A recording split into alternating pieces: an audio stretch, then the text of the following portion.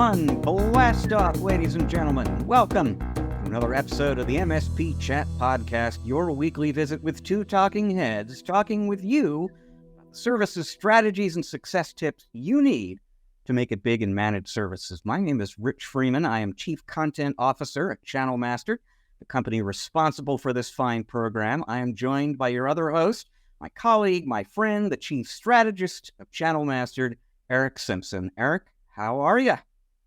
Rich, I wish I could say I'm doing phenomenal, but I'm trying to get past a little bit of a head cold here. So apologies for the nasally audio output today, but excited to join you for today's episode of the MSP Chat Podcast.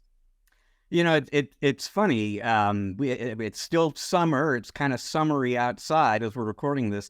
But football is back and people are getting cold. So it feels like we're sort of, racing into autumn, maybe just a touch prematurely. You sound fine, feel better. Let's plunge right in. We're going to talk about our story of the week in a moment here. I will just preview. And in part two of the podcast this week, we're going to be talking with a couple of different people about advisory boards. Very interesting conversation that might change your perspective on what those are and what makes those valuable. But first, Erick, let's dive right into our story of the week. And a little bit like on the last episode of the show, this is not driven so much by a news announcement as by some research that I've been looking at recently that I think is worth calling attention to because it highlights an emerging opportunity for the MSPs in our audience. And we'll begin with some research published just a few days ago by IDC about what they're calling purpose-built sustainability services. And basically, they're just talking about professional services that are 100% focused on environmental sustainability goals or ESG goals. They are projecting that global spending on ESG business services will grow at a 14.9% compound annual growth rate through 2027, from $37.7 billion this year to $65 billion globally in 2027. Now, before I dive into some of the specifics here a little bit, I'll just kind of acknowledge up front, anytime you're hearing numbers like that, especially if they are worldwide numbers, most of that spending is coming from Europe, and most of it is coming from larger businesses. But this is changing, Erick. Let's talk with the European part of that. Canalys posted some ESG research not too long ago. They asked people, to what extent are ESG regulations impacting your IT spend? And not surprisingly, 69% of the respondents in Europe said some or very significantly, but 47% of the respondents in North America said the same thing, almost half. So this is already a significant number here in North America, and that number is growing. Now, again, we're probably talking chiefly or more heavily about enterprise, even in North America right now, but this too is changing. We are seeing, based on some data from Logicalis, which is a big-time MSP, coast-to-coast MSP here in the States, they have some research that said 20% of their customers who they surveyed recently are factoring sustainability in when choosing an MSP. When we're talking about MSPs, obviously, we're solidly in the SMB zone, and 40% of ESG service engagements will require a managed services component, so there will be some managed services involved in those engagements by 2025. Now, what kinds of profit opportunities are there for the MSPs in the audience right now? Those range from things like reuse and recycle. So there are programs from vendors like Cisco, for example. You clear a pretty easy training requirement. You get a certification. If you're making a networking sale to one of your clients and they're replacing existing equipment, if you return that equipment to Cisco, and they'll pay for all the shipping and all that, you return the equipment, they will give you 7% more discount points that you can either keep for yourself share with the customer if you prefer, to make that deal a little bit easier to make. There are refurbish and resell opportunities. There are the opportunity as well to work with a distributor like Ingram Micro, for example, has an IT asset disposition program. It works somewhat similar to the Cisco deal there, where if you are, for example, refreshing PCs that are 3 years old, according to Ingram, those devices still have something like 20-30% of their original sale value on the used market. And Ingram, if you return those devices to Ingram, they will share some of that with you. And again, you can pocket it or share it with your client as well. There are also, it's worth pointing out, plain old product repair opportunities. They're good old-fashioned turning a screwdriver, Eric, which I'm sure MSPs still wind up doing maybe more than they would like. If you help a customer extend the lifespan of a device, as opposed to having to replace it and dump something in a landfill potentially, or have some sort of a resource extraction impact on Mother Nature, that's a little service revenue for you, and it will help companies with their sustainability targets. And last point I'll make is just, I was referencing sustainability regulations before, Eric, and that is one of the drivers for a lot of businesses. But there's also just this growing recognition, I think this is particularly true in SMB, that employees, people like to work for companies that are environmentally responsible. People like to buy from companies that are environmentally responsible. I'm talking more and more often to MSPs who will kind of get that question from their customers. What do you do with the old hardware that we're talking about here? So there are opportunities to make money. There are opportunities to drive recruitment and retention with your employees. There are opportunities to drive loyalty and engagement with new customers around ESG. An emerging opportunity, Eric, but one that is growing. And now, early is always the good time to get in on the next new thing. And what a next new thing it is, Rich, right? This is a movement now. It's not simply an opportunity that folks are using to, just do good on their own, but it's being influenced by, I know here in the US, right, the current administration is really fueling incentives and things like that to help organizations move in this area. And in fact, you can get products and services cheaper in many industries if they can be proven to deliver some level of, ESG metric, right? So I know that, in the oil and gas industry, for instance, we have a mutual colleague, Mark Smith, who has, started an organization called Clean Connect that's all about helping measure these types of things. And then if you can prove that you're delivering those, oil and gas or those energy services in a cleaner way, then that's more valuable. And so there's opportunities there. But I think from a distinction perspective, I'm really interested in the comments you made in around businesses wanting to do more work with more ESG aware and ESG friendly organizations. So, the bell in my head rings immediately to say, holy cow, this is an opportunity for MSPs to move in that direction, to adopt some of these programs that vendors and distributors are making available to them, so that they can then begin promoting that in their marketing and in their sales approaches to differentiate themselves from their competitors. And even if an organization, an SMB, isn't really looking to, buy services that are more, ESG aligned, it is still a distinction and differentiation, which may get them to reevaluate how they make these purchasing decisions and help, again, have this, enhance and amplify this movement toward, cleaner energy and cleaner services and things like that. No, it's a really great point, Eric. 2-3 years from now, being ESG conscious and marketing that probably won't be a differentiator here in North America. I think a lot of people will be doing that, but it's a differentiator now. And it will both, as you said, attract customers who already know they want this from an IT provider, and also just give you a way to separate yourself, set yourself apart from competition.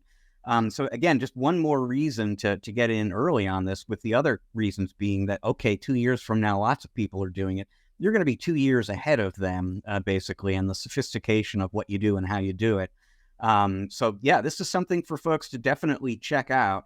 I will point out that Joe Panettiere, the great Joe Panettiere of MSP Mentor and VAR Guy and Channel EDE fame, his current venture, he just recently launched a new online publication. I think it's called Sustainable IT Partner or Sustainable IT Provider, something like that. I'm sure you can find it if you go to Google and look it up. And so he's writing about this market opportunity pretty much every day. And that's a good place, maybe to get started, familiarize yourself with some of the names and the trends and so on. Yeah, definitely. I mean, it's an opportunity. And as you say, Rich, get in early, right? And lead, and don't be seen as someone that has to react, belatedly when others have taken market share away from you because you did not move fast enough in this arena to gain that market share as an MSP. So it's better to lead, right, than to fall behind. What is that line out of Talladega Nights? If you're not first, last. You're last. Okay, well, we're talking about a new profit opportunity for MSPs there. Profit has something to do with your tip of the week, Eric. So why don't you dive right into that? You're right, Rich.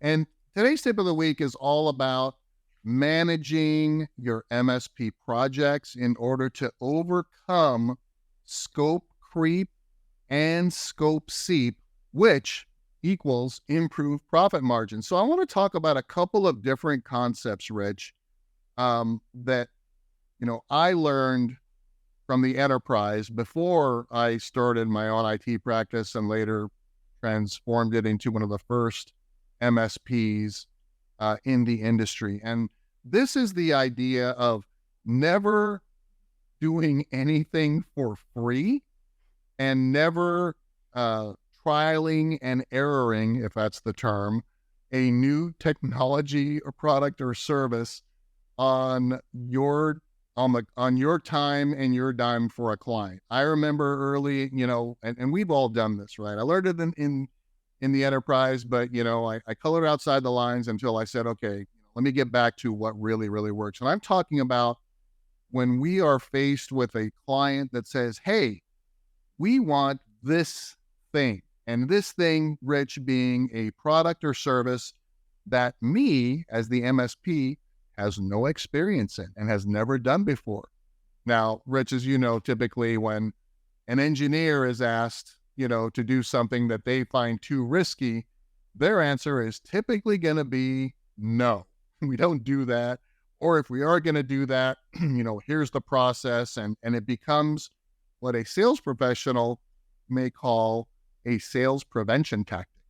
So when a sales professional is asked by a client, hey, can you guys help me with this? Again, this being something that we've never done before and don't have an experience in, sales professional is compensated and encouraged to sell at all costs, and they are typically going to say yes. Well, I won't say for everybody, but I've seen it happen, Rich, all too often. And then the technical department is left to figure something out when we have to start from zero. And of course, when there's a large ramp time to deliver a product, service, or solution, that first one we deliver typically is at a loss, Rich. So I want to introduce the first concept is the concept of selling a proof of concept, or what we'll call a pilot program. And what this allows the MSP to do is to say to the client, listen, and be completely transparent. We're in this together. We've never done anything like this before, but we have several resources that we can collaborate together with to deliver a proof of concept to you. And those additional resources will typically include a vendor or vendors of choice, maybe a distributor, strategic partner. It could be another MSP that is experienced in this type of thing, if you're not going to do this a lot, I don't recommend spending the time training and certifying your team to, achieve something that you'll sell once a year, maybe, Rich. But if you're doing it more, then it's a different strategy. And this helps in both those cases. So you're going to surround yourself with folks that can deliver that service. So I'll tell you a real life, true story, where this happened in our MSP. So we had one of our clients was an offshoot of the LAPD. They were benefits arm of the LAPD, and they had,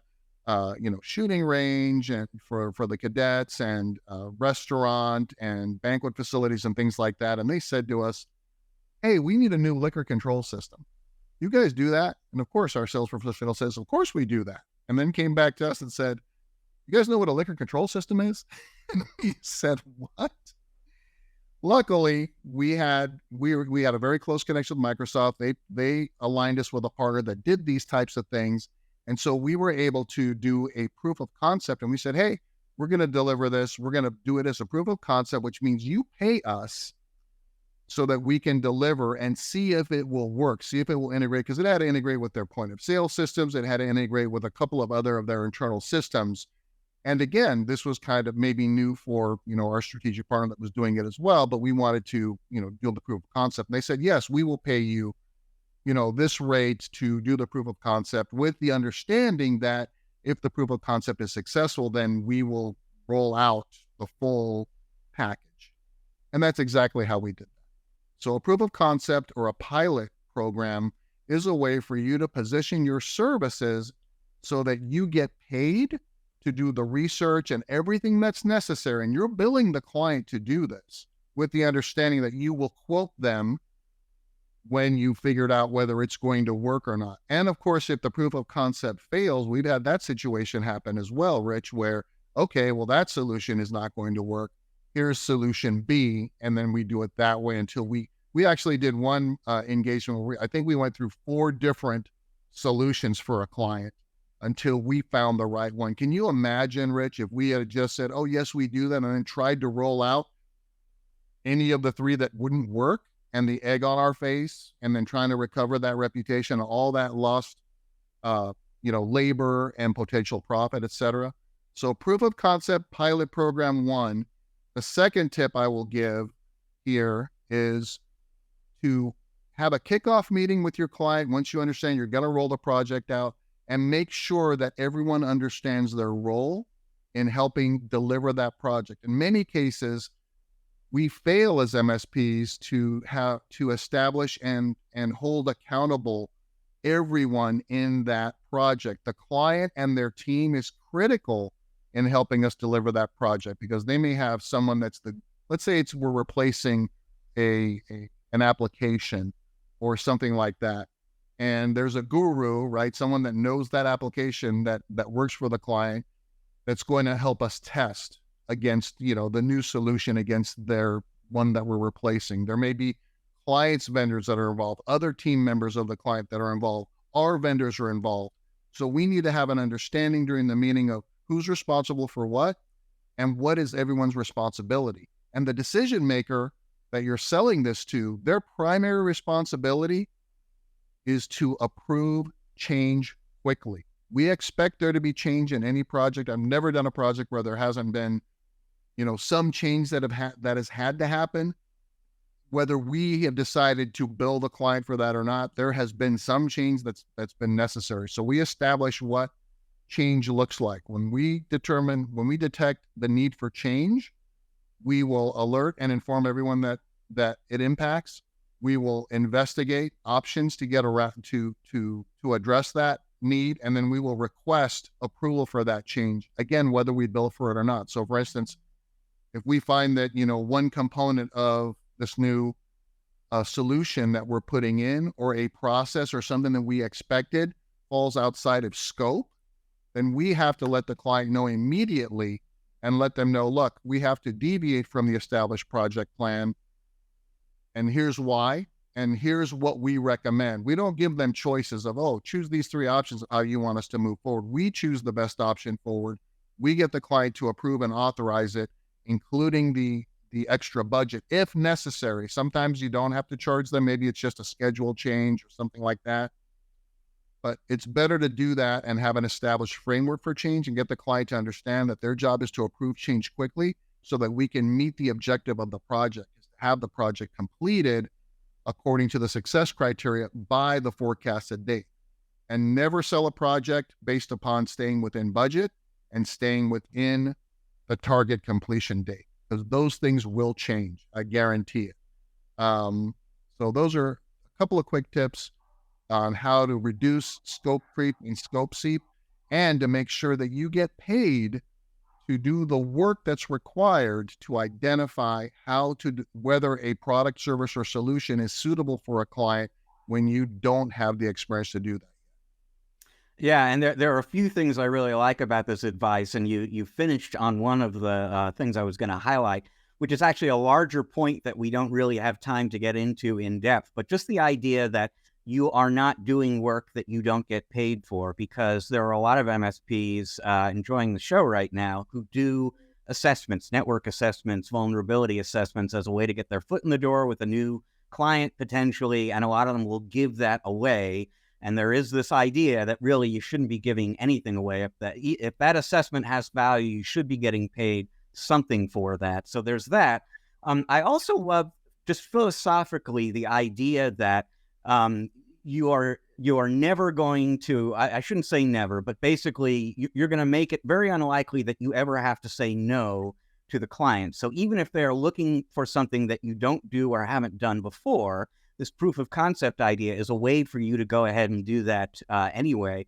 And the third thing I'll highlight, and this was a question that was forming in my head as you were kind of going through that, but you answered it, which is just, okay, the customer tells you we need a liquor control system. The salesperson has never heard of that before. One way to approach that situation is to basically say, oh, you bet, liquor control systems, we're all over it. We'll be back with a bid for you tomorrow on that. I love being more transparent with the customer about that. We haven't done that before, but we take on new needs for clients all the time. We work with people who are really good at this kind of thing. Let's get started on a proof of concept. So you're kind of kicking off that engagement, that relationship with transparency and honesty, as opposed to this approach of just kind of pretending you know everything and then maybe missetting expectations and suffering the consequences. Yeah, you're right on point, Rich. And it builds a lot of trust and team building between you and the client when they understand that they are part of this project, like their shared responsibility on both sides. And, the last couple of things that I'll throw in that, that I didn't mention, of course, are we're going to have phase reviews, at each phase of the project. We're going to phase the project out so we have a very clear ability to establish the milestones for each phase of the project. And then we can say to the client, we've successfully completed this phase of the project. Here's the demonstrated proof of that. Would you agree? Yes, we do. Please authorize that you agree that we've met the success criteria of that phase. And if you have a project that's 5 phases, it could be many more, but let's say it's 5 phases. The way that you have the kickoff project kickoff agreement with the client, it indicates that should every phase of the project be approved and authorized as being completed according to the success criteria of that phase, which is typically a technical outcome or a business outcome. Again, not a budgetary outcome or a time frame outcome. If it's a technical or business outcome, should every phase of the project be approved and accepted as complete and by default has met the criteria for success, then upon the final phase being signed, that project is now deemed complete. And this is another thing that MSPs struggle with, is the client feels like they determine when the project is over. Well, wait a minute, we didn't do this, we didn't do that. No. This is what we're doing. These are the phases. These are the success criteria of each phase. And once we complete each phase and you approve that they have been successfully completed according to the success criteria, that means that the project can now be deemed complete. And if there's change orders along the way, they want extra stuff, we handle that through change management. Okay, I like it, Eric. Thank you very much. Folks, we're going to take a break now. When we come back on the other side, it'll be time for our Spotlight interview segment for this week's show. We are going to be talking with a couple of folks about advisory boards. And I'll just say, if you think you're familiar with advisory boards, you know all about partner advisory councils, for example, I think you're going to find there's a lot more to the topic than you realize. And we will bring that for you when we come back from this break.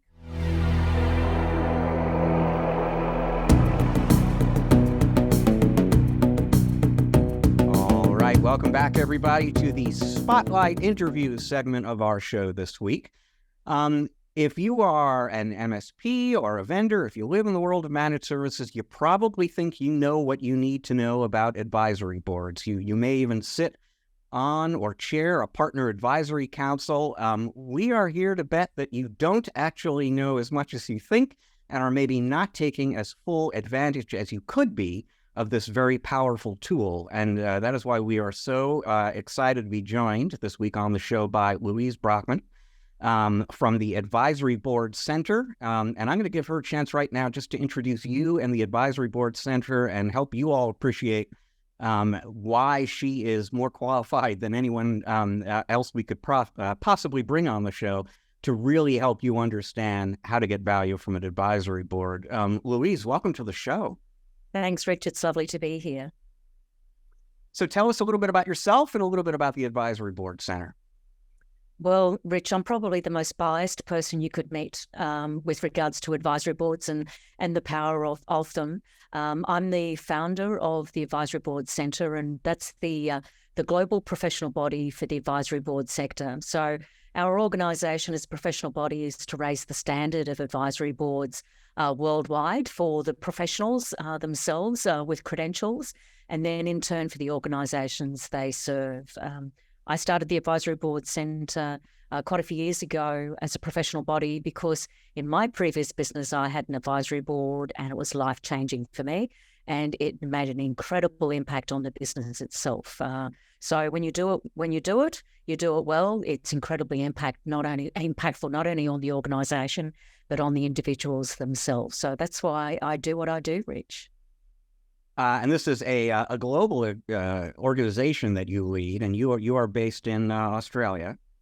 Yes, our support office is in Australia, but we operate in about 25 countries with about 600 members globally. And as the professional body, it's all about best practice and ethical frameworks. So the advisory board structure that gets implemented, it's done well, it's impactful, but then it's also safe from a governance perspective. So to navigate the executive team and the directors and other stakeholders, advisory boards, when they are done well, they're incredibly powerful. So as a professional body, it's really about ensuring that we've got those frameworks in place for really impactful advisory boards and making it really interesting as a profession for those that serve on advisory boards as well. Now, you alluded to something a few moments ago that I wanted to ask you about, because when we had a chance to meet before today, you said then, too, that before you got involved with the Advisory Board Center, you had an advisory board in a former role, and it, quote unquote, changed your life. So tell us a little bit about that story. Yeah, thanks, Rich. And it is really deeply personal. So I had a successful business based in Australia, and we had the opportunity to really grow that business globally. And I was making decisions as a business owner in a bubble. I was isolated, and we had the opportunity to really build a very strong global business. And I thought the way that I was making decisions on my own for the business wasn't good enough. So I decided I needed good quality people around me so that I could really road test my thinking and be really very deliberate in the way that I was making decisions. And so I built an advisory board around me. I actually didn't know what one was. So I'm like everybody else, I made it up. And then in that particular business, we grew it to 135 offices in 8 countries in a 5-year period. And the real value for that advisory board is to really help support me to be confident in the decisions that I was making. I didn't want a governance board. I didn't want to lose control of the asset that I worked so hard to do, and I wanted to be in control of the decisions that I was making. But to have people that I really deeply admired and respected around me so that I could step up and be the best I could possibly be was really what I was looking for. And, you know, when you make a decision, you want to make it a good one so that you don't second guess it after you've made it and go, oh, I'm actually going to change my mind. And for me, that value and that confidence in the decision-making for me was just absolutely invaluable. But when I sold that business, Rich, I decided that, look, if it could do that for me, what can it do for other people? I came from a research and development and intellectual property development background. So I decided to invest 5 years to research, test, validate advisory board structures around the world, really look at where the ethical boundaries were from advisory boards to governance boards and to executive teams and the whole stakeholder engagement. And that's when I found there was no professional body looking after the advisory board sector at all globally. Their directors are being looked after by their specific institutes. Accountants and lawyers as professions are being looked after by their professional bodies. But in the advisory board sector, where advisory boards have been around since the beginning of time, we've been receiving advice whether we like it or not. But when we see that there's actually no professional standards around advisory boards, just absolutely doesn't make sense. So we decided 6 years ago to build the first professional body for the advisory board sector, and here we are today. Wow, that's an amazing story, Louise. And you know, I always appreciate when someone is very passionate about something and then discovers the value for themselves. So I really love that personal connection you have. You know, the difference that having a professional advisory board made for you and your business, and now you've identified, I think, a niche for many business owners that don't really understand the need for a structured, formalized approach to getting the assistance they need. I think most people in our audience, you know, either may have a partner advisory board or, like Rich mentioned, maybe are part of a partner advisory board, and these are kind of loosely thrown together from what I can tell. I mean, I've been part of some of these organizations in the past. Help folks understand the difference between kind of this informal or ad hoc, internally built approach to an advisory board and what you've built, which is more formalized, structured, and a professional approach that you offer to your members and clients. Thanks, Eric. And, you know, it'd be interesting to get your experiences on those advisory boards too in this conversation. So an advisory board may be informal and it could be totally appropriate for the environment it's in. I don't discount that at all. When you start to formalize your advisory board, it doesn't mean to create constraint around it, but to create absolute purpose around the advisory board. And so most businesses, when they've never had an advisory board before, will generally start with an independent certified chair. And that certified chair really understands best practice about what the advisory board is there to do and what it's not there to do. So an advisory board with a very clear charter and purpose, with carefully selected advisory board members that have been chosen fit for purpose and who are independent, so it doesn't undermine trust in the conversations that are had around the table. Then really clear processes and structure. Doesn't mean constraint, but structures that make it really fit for the environment that it's in, which includes the meeting cadence, really quality frameworks of which has been put in place, but also measurement of impact. And so when you put together an advisory board or any new discipline, you want to ensure you get return on investment and understanding that it's going to be impactful. Otherwise, why do it? So really clearly outlining what the advisory board is there to do, what good looks like, what are the KPI measurements that's going to be the measurement of success, and measuring impact on at least an annual basis. All of those things are really clear but simple frameworks that ensure 5 key things around the principles of advisory boards. The best practice standards don't actually exist in advisory boards because a standard is a process-driven environment, and so advisory boards are inherently flexible. It can be structured in a way to make it really fit for the environment that's in. So a best practice standard doesn't work because there's not just one way of doing things. So best practice principles really drive quality advisory boards in its own way. So it's around having clarity of scope, which is all around purpose. It's about having structure and discipline, and measurement, which is all around process. And around the people, it's around ensuring people are independent and also fit for purpose in that environment. And those principles really drive a quality advisory board that's right for an individual situation. And when you get that right, and the establishment phase is really carefully considered, then everything else will follow. So there are 2 key things that I see are success factors for an advisory board: a quality chair and a quality charter. Get those 2 things right, then you've got the frameworks and the establishment, which is why credentials around chair certification for advisory board professionals is really where the sector really needs to evolve to continue to professionalise the sector. Yeah, that's really great insight. I was going to ask you about, best practices and KPIs, and you kind of encapsulated that there.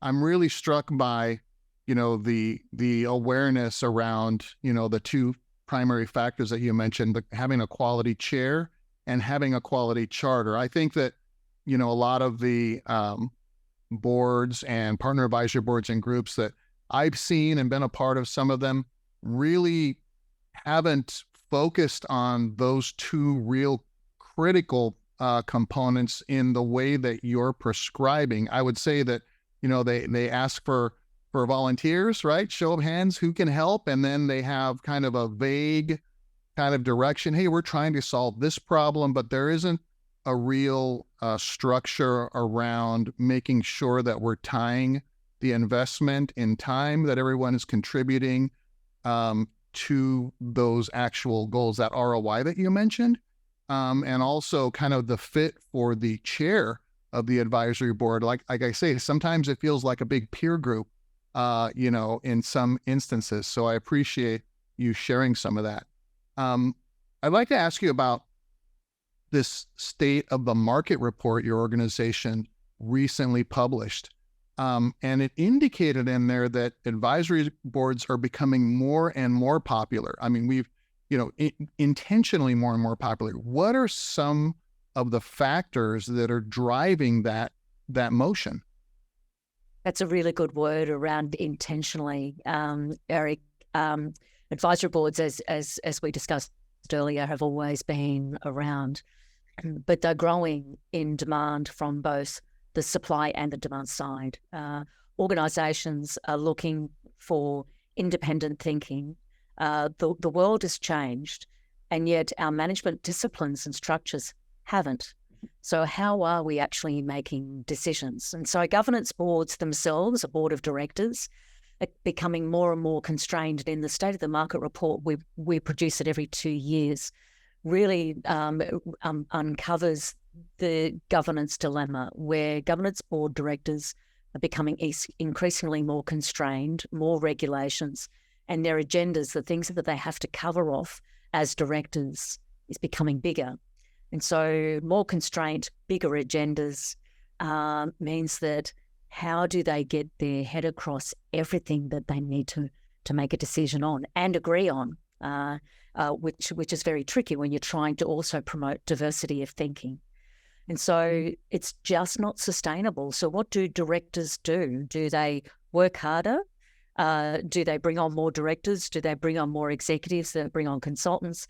Do they load more committees into their structure, or do they build new thinking systems through advisory boards to inform the governance board in the way that they're making decisions? So that way we're talking about governance systems now, not just governance boards. And this is a new role for advisory boards in the market. traditionally the business sector, the $1.5 million to $100 million revenue business owners, is being the key market for advisory boards, and that continues to be very strong in the market. And so the stakeholder economy continues to drive more advisory board activity, in particular project advisory boards. So the market has always been very strong for all of business advisory boards, where a business owner would say, I don't want a full board of directors. I just want an advisory board around me to support me in everything about my business. That's traditionally where advisory boards have been. Now advisory boards, 53% of new advisory boards are now project advisory boards. Instead of being about the strategy, it's about a strategy. So an advisory board that's really fit for purpose about a particular strategy, which may be around the customer, it may be around the supply chain, it could be around entering new markets, it could be around cyber or sustainability, which is another key area as well. And so it depends on which part of the organisation they're really wanting to really target, that's going to supplement both the directors as well as the executive team. It doesn't replace it, nor does it defer accountability to them, but it creates this thinking around it.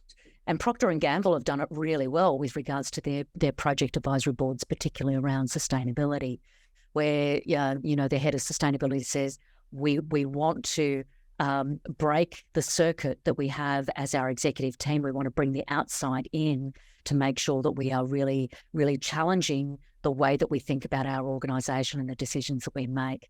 So all of these things are driving increased advisory board activity from an organisational point of view. Then we get the individuals, the professionals who have professional careers or built successful businesses. I have something to contribute and to give back. And so there's a demand there from individuals saying, I want to be involved in problem solving for the future, but I don't necessarily want to be a director. So that liability that sits with directorship when we're trying to think about problems for the future in a new way, there needs to be a safe zone to have conversations that are non-binding. And so individuals are also going into that place to be able to say, I can contribute. I don't need to retire. Many people say, I never wanted to retire now, I can't retire. But it's all of those things that are driving it, both in the supply side as well as in the demand. Excellent. Thanks, Louise. Rich, I know that there's a couple of additional questions that we'd like to cover here, but I like one thing that I would also add, Louise, is this interesting concept of, what happens to folks that are, at a point in their career. I think you touched on it real quick, that says, hey, I could be useful, right, to others. I could, become kind of an advisor and grow my, or continue my usefulness. And I know a lot of entrepreneurs that I work with love giving back, right? So I think this is a really great opportunity for folks to continue. Like you said, look, I'll never retire. Well, some folks, don't want to retire, but here's a great way to, be impactful for other organizations and also continue earning, a great living, right? Absolutely, in a flexible way. But we all need a sense of purpose in our life. And I think it's a shame when, we sell a business and we think, I've sold my business and then there's nothing. Where's my sense of purpose in that? I've left an executive career, built all this knowledge and experience and connections to be able to use that to help other people. It's just an incredible way to live your life. And have the right to continue to earn a living. Yeah, and I also think it's very interesting how you describe the different purposes of an advisory board. And Rich, I'd like to get into a little bit more on that topic where, there are purposes for advisory boards. It isn't kind of to solve every problem that an organization has, whether that's strategic or maybe it's a PR situation. Oh, wow, we had this happen. We've got to, get a group of people together to overcome that. But, I guess my question would be, have you seen an organization have more than one advisory board based on different challenges in a larger kind of an organization? Does that work?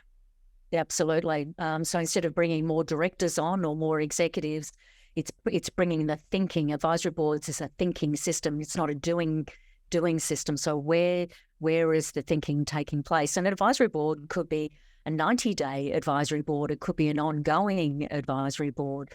So it's and again, making it fit for purpose so that you understand when you're sitting on an advisory board as an advisor where the ethical boundaries are when you should be providing advice and when you shouldn't. So some are generalist in nature and really promote the diversity of thinking, whereas others have diverse expert views on a topic to be able to problem solve in a more specialist nature. And this is where an advisory board needs to be really carefully considered, which is why certified chairs have a very important role to play to ensure that that advisory board is being well structured, well considered, and established in the right way. And if it's got a useful period for a period of time, and the job is done, to close it down, or to refresh it. So this is where customer advisory boards are exciting because it's not a stale sort of committee structure where you're just going through the same motions all the time. It can be really fresh. It can be invigorating. It can be very exciting when you bring different voices around the table at different times. Yeah, it just sounds like a very interesting, unique, and exciting opportunity for, folks that are, ready to, to participate and contribute.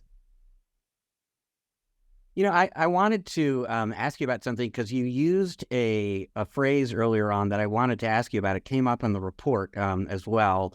And that was basically the stakeholder economy. You said one of the issues that's driving increased interest in and adoption of advisory boards right now is the stakeholder economy, which I think is going to be especially relevant to a lot of the vendors in the audience right now. So, I mean, what is the stakeholder economy? And how does that sort of tie into the importance of advisory boards? Rich, I think this is a really important trend that's not going to go away, and potentially it will change the nature of management itself. So today, Korn Ferry and Financial Times have both described the advisory board sector, referring to our last State of the Market report as the hot new governance trend. I think because of stakeholder economy and the way the market's going with having engagement of stakeholders within the decision-making cycle, not actually being decision makers, but being considered in the way that decisions are being made, is going to be the hot new leadership trend in the future. And I think as a management discipline, that stakeholders themselves, which include investors, which include employees, and the general public, for executives and boards to be more considered about the impact that organisations have on others, on the stakeholder. It's not just financial performance. This is nothing new. It's just a constant evolution. We look around customer advisory boards. Customer advisory boards is a very smart commercial conversation with the customer when you can co-create your product and service with your customer or your supply chain. Like, it just makes really good business sense. And it's great to hear within your own ecosystem, you've got the adaptation of advisory boards in the co-creation of product and service and that feedback loop. It just makes really good sense within any SaaS-based business to have a stakeholder-led strategy. So advisory boards as a service is just a very smart thing to do.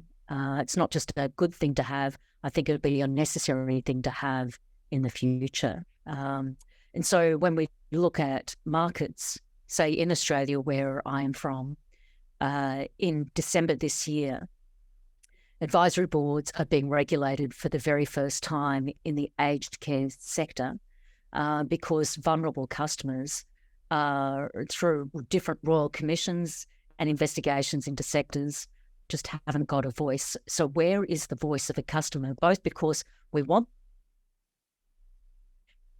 the customer's input into the product and service delivery and co-create it, but also we want to ensure that our customers are safe because of the work that we do. Aged care sector, disability services, childcare, banking, the energy sector, all of these, I think, must have a considered approach to a vulnerable customer. And this is just the starting point to the value of stakeholders in the broader decision-making cycle. It's not just about making good decisions, it's making optimal decisions and having businesses that we're all really proud of by really being inclusive in the way that we think about the work that we do. Now, a lot of the member organizations in the Advisory Board Center are consultants who work with businesses to both design and then actually operate successful advisory boards. We actually work with one of those member organizations called BOARDSWAP at Channel Master to help our clients with their advisory board needs. Tell folks a little bit about the services that an advisory board professional can provide and why, in your view, it's important to have somebody with that kind of expertise involved in creating and running the board. Yeah, thanks, Rich. And it's good to have Annette on this call as well from BOARDSWAP. The advisory board sector, as we talked about, it really thrives based on credentials for chairs. So the chair certification is something that we provide to people who are business professionals who have a proven track record. We select less than 10% of those that apply to join us to complete the credential. And then they are certified in the processes of establishing the protocols of establishing an advisory board, establishing a best practice advisory board that implements all the frameworks of what good looks like, to evaluate independently the structures that could work for an organisation, to then support the organisation in the way that they profile and then engage with their advisors, and then managing the protocols of the advisory board itself, which includes the advisory board meetings on an annual basis, followed by measurement of impact. So setting up an advisory board without those protocols and giving it to an executive, which sometimes happens, saying, I want you to set up an advisory board, off you go.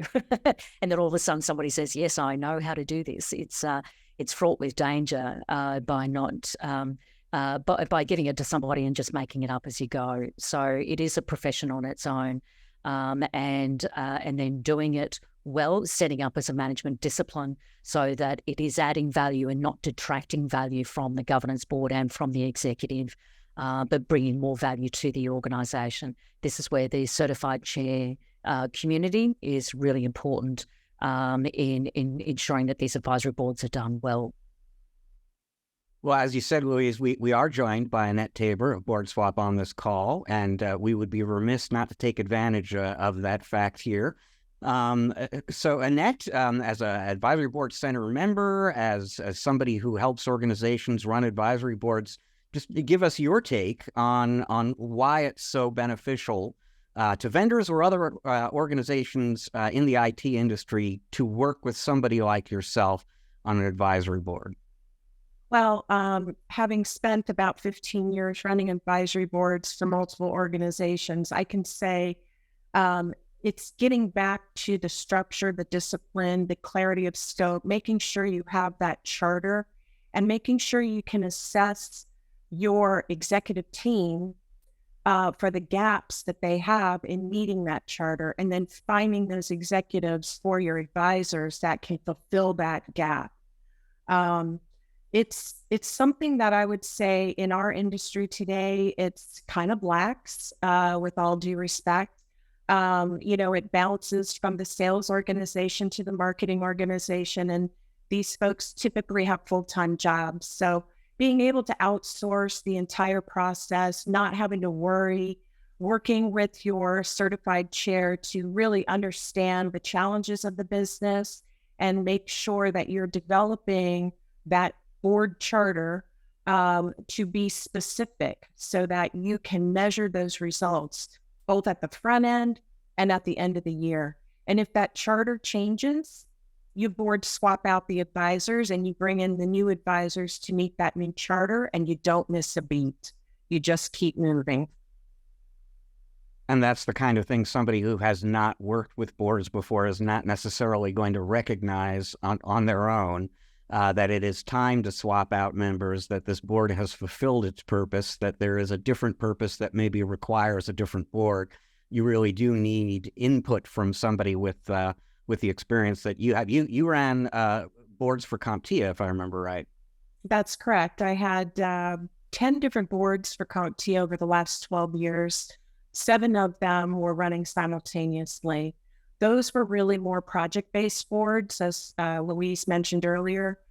They were content development for different technologies categories like AI, blockchain, drones, cyber, whatever.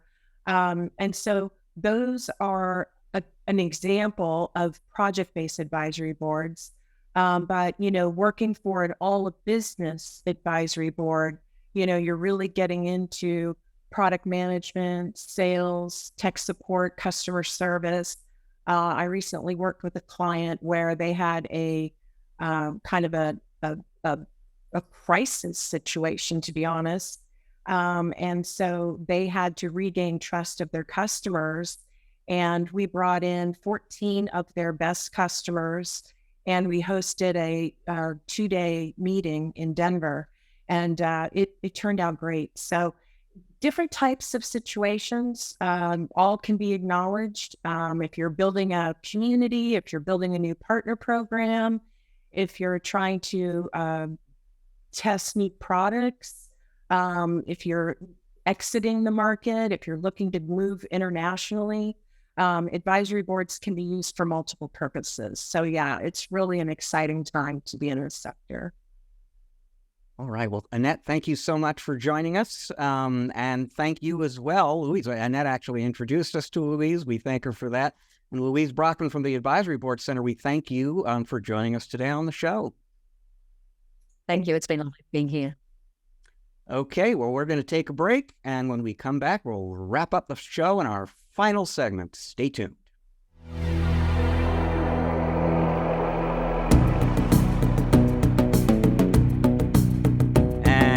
Are back for the final segment of the MSP Chat podcast here. Great, really illuminating conversation with Louise and Annette there, Eric.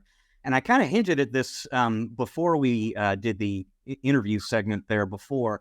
When I first, specifically when I first met Annette, I was one of those people who thought, well, I kind of understand this advisory council sort of thing and what that's about and where the value of that comes from. And just getting to know her, and then through her getting to know Louise, has really kind of opened my eyes to the difference between doing this in a very professional way and doing it in a very casual way, and the impact that doing it in a very professional way can have on the companies who are involved with it. It's this whole new space, field, opportunity for vendors and the MSPs they work with that I really didn't fully appreciate until quite recently. Yeah, I understand exactly how you feel, Rich, because I felt the same way. It's something like, oh, there's a process for how to do this, right? It's kind of like you think, oh, it's an advisory board. We're all going to get together and we're going to throw some ideas around. We're going to get some feedback. Maybe we'll do some surveys. Maybe we'll do some focus groups and we'll come up with some recommendations. It is as far away from that, as you can imagine in how the structure an advisory board and the charter and what it's meant to do. And one of the things that really struck me, Rich, is how, I assume that an advisory board is on as long as an organization, is in existence, right? We've seen this, but in reality, there's all different types of advisory boards. You can have an advisory board spun up just to execute a particular goal or a project, which I thought was very, very interesting, and then have the ability to swap in and out different board members as the charter of the board is achieved and then a new one is established. I thought that's a really, really fascinating and valuable way to get the maximum out of these experts that you bring on in an advisory board. You're not stuck with someone beyond, what their capabilities are to deliver. It's something that is fluid in time. So it's like running a project with a bunch of experts to accomplish a certain goal. And then as that goal is achieved, then you adjust for the next challenge. And then you may keep a few of those advisors based upon, their abilities. And then you may swap in some new ones. So I thought that was what, was something that I had never even thought of and never experienced before. So I thought that was really unique. No, I agree. It's a great point, and I'll just quickly reference one use case for that particular opportunity here before we move on. And this may apply more to the larger MSPs in our audience. If you're north of 5 million EBITDA a year or something like that. But if you are approaching an exit, think about forming an advisory board of people or even people who are recruited for you who have gone through that process before. Wouldn't it be great, in addition to working with a consultant who can advise you on the process, to work with other MSPs or ex-MSPs who have sold the business and can kind of help you evaluate deals and strategies and so on. So something to think about, folks. Now, Eric, that leaves us with time for just one last thing, and it comes to us from the world of technology here. So the folks at I forget the name of the organization that's doing this, but it's sort of like DARPA for the intelligence community here in the United States. They have an initiative going right now where they are soliciting proposals on products that are basically clothing with integrated audio, video, and geolocation sensor systems built into them. And the idea is, if you are a spy and you're working overseas, wouldn't it be convenient to be able to record audio or video or report your location without having to have a phone or another device in your hands? You could just discreetly be doing all that from your clothing. I'm looking, basically the acronym for this kind of textile that they're talking about works out to be electronic pants, e-pants. And because these are smart textiles, Eric, the name of the program is the Smart E-Pants program, Smarty Pants. The Smarty Pants program, Eric, is an opportunity for organizations to create textiles that will snoop on you and other folks. And by the way, they have received a bunch of proposals already. One of them is from MIT. People are taking this very seriously already.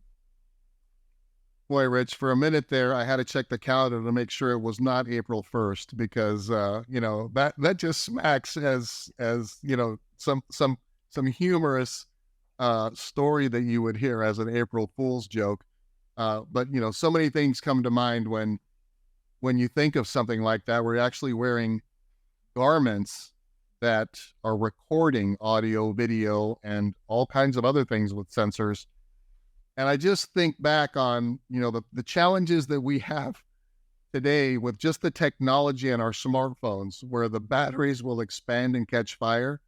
So, the adage jumped to mind, liar, liar, pants on fire in the worst case scenario there. But, just adding to the humor. These textiles are apparently solar powered. But, if you are one of the many people who have nightmares about privacy already, keep this in mind as something that could be coming along relatively soon. It's bad enough there are echo devices all over your home, listening in on everything you do. The guy next to you in the plane basically could be recording your every bit through his shirt, and you would basically not know.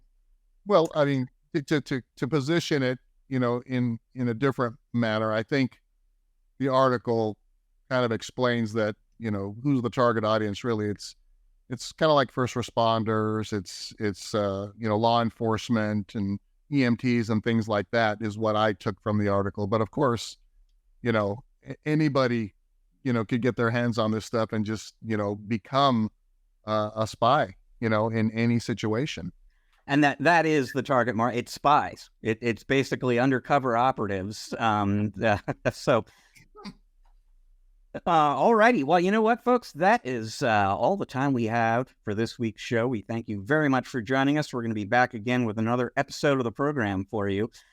You can check out the video version of this podcast on YouTube at the Channel Mastered channel. You can check out the audio version at Google, Apple, Spotter, Stitcher Fly. Wherever you get your podcast, you're probably going to find us there. Please, when you're checking us out, rate, review. It's going to help folks find the show and enjoy it just as you are.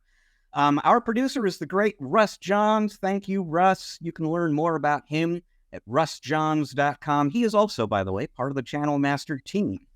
To learn more about Channel Mastered, you're going to want to go to www.channelmastered.com.